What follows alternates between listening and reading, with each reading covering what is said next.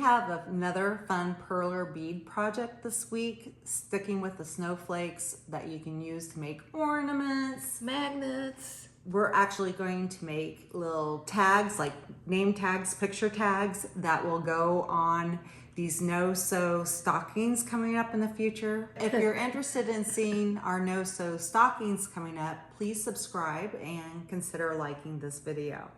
This time we're using larger pegboards, and the tricky thing about the large pegboards is it's hard to find this size so that you can make a frame like these.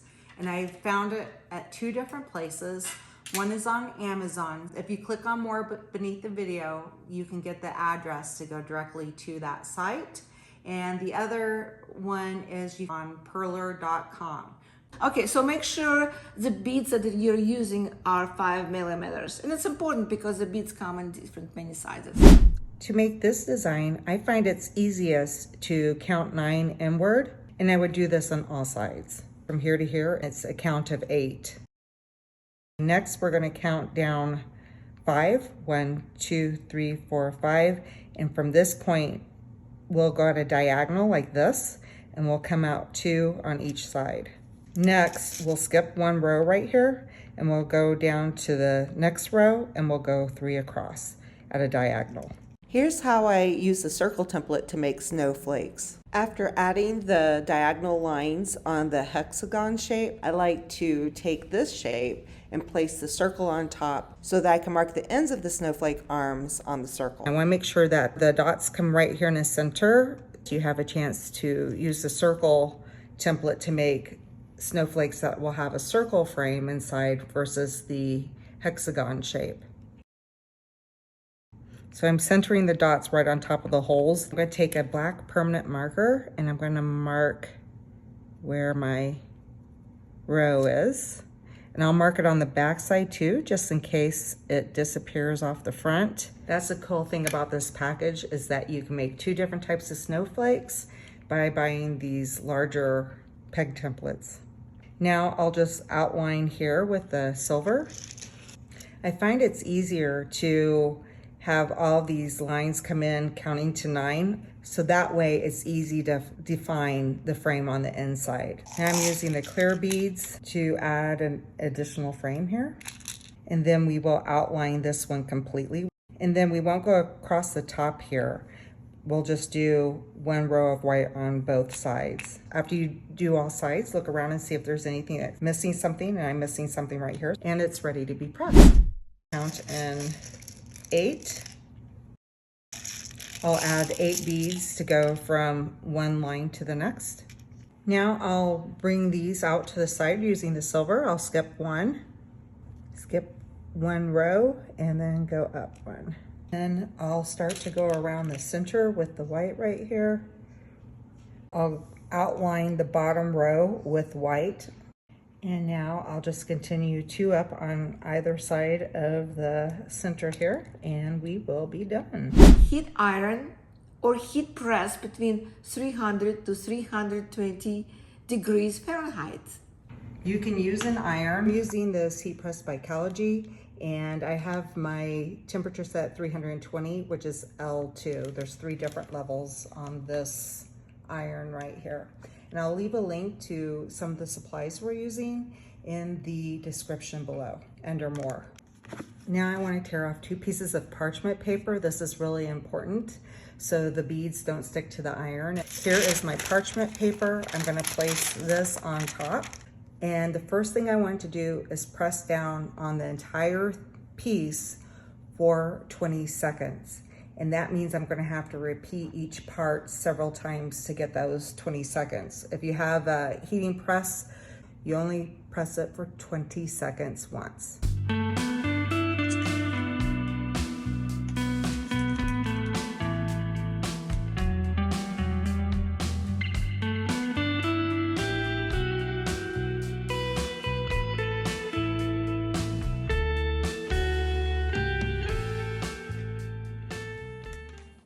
I like to do each section at a time.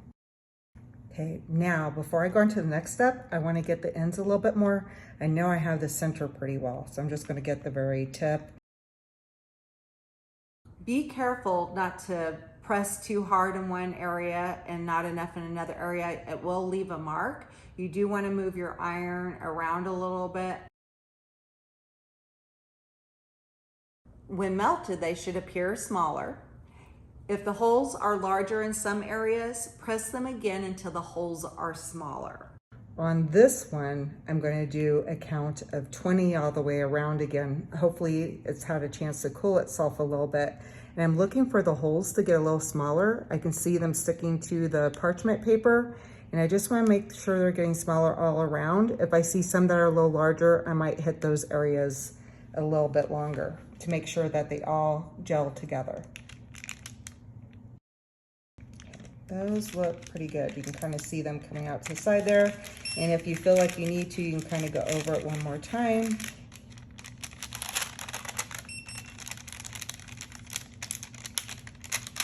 They're sticking together.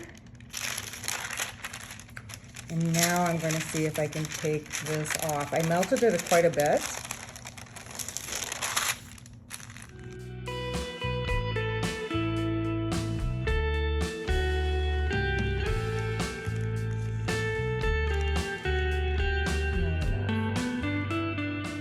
So here's my design. You can see that on here. I'll place it back on here, and I'm going to repeat the steps. This time I'm going to count to 20 on each section and then go back and count to 10. So that way the holes will remain a little larger in case you want this to be the front. The back side we know is attached.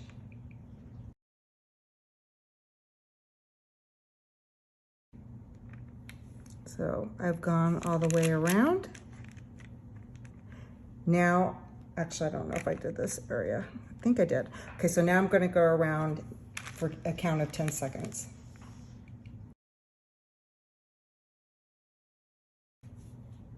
And then I can pull this off and check my design.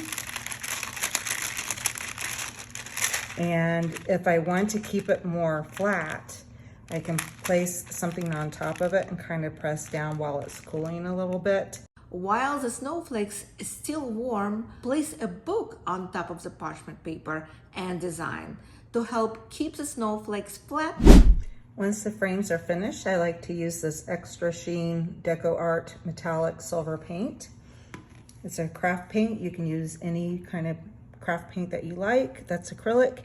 And I just rub it over the top of the silver beads just to give it a little bit more pop. Kind of makes it a little bit more industrial looking too. Now I'm using a rose gold to go over the gold. It's by Deco Art again. And I'm just taking a little bit and just brushing it lightly over brushing it over or dabbing it on a little bit just to give it a little bit more pop. The pictures that go inside the frames are a little smaller than 3 inches, which is roughly 280 pixels squared. I'm using fabric tack to glue my picture inside, and I'm just finding a scrap piece of plastic that I can glue on the back, and I'll cut this out first. Also, I printed my picture on cardstock. This will be my front, so I'll glue it on the back side.